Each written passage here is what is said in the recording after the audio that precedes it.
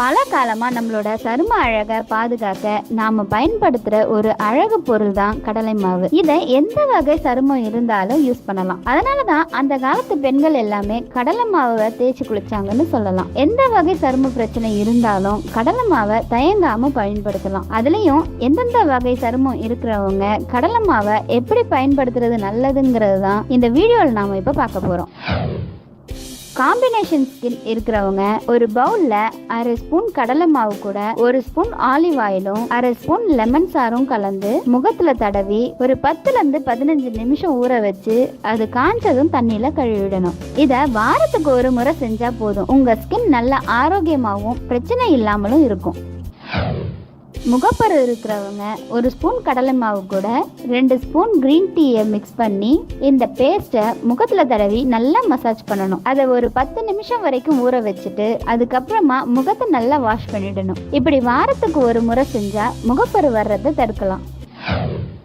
வறட்சியான சருமம் இருக்கிறவங்க அரை ஸ்பூன் கடலை மாவு கூட ஒரு ஸ்பூன் கற்றாழை ஜெல்ல கலந்து இந்த கலவையை முகத்துல தடவி 10-15 நிமிஷம் வரைக்கும் ஊற வைக்கணும். இது நல்லா காஞ்சதுக்கு அப்புறமா தண்ணியில கழுவிடணும். இப்படி வாரத்துக்கு ஒரு முறை செஞ்சா முகம் வறட்சி இல்லாம நல்ல பொலிவா இருக்கும்.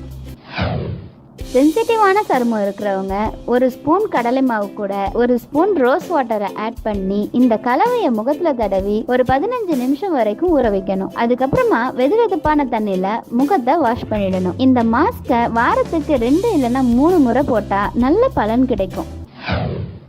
சாதாரண சருமம் இருக்கிறவங்க அரை ஸ்பூன் கடலை மாவு கூட ஒரு ஸ்பூன் முல்தானி மெட்டியும் ஒரு ஸ்பூன் பாதாம் எண்ணெயும் கலந்து பேஸ்ட் செஞ்சு முகத்திலையும் கழுத்துலையும் தடவி ஒரு 15 நிமிஷம் ஊற வச்சு அதுக்கப்புறமா வெதுவெதுப்பான தண்ணியில நல்லா கழுவிடணும். இப்படி செஞ்சா சருமம் நல்லா அழகாகிறது மட்டும் இல்லாம முகத்துல இருக்கிற கருமையும் நீங்கிடும்.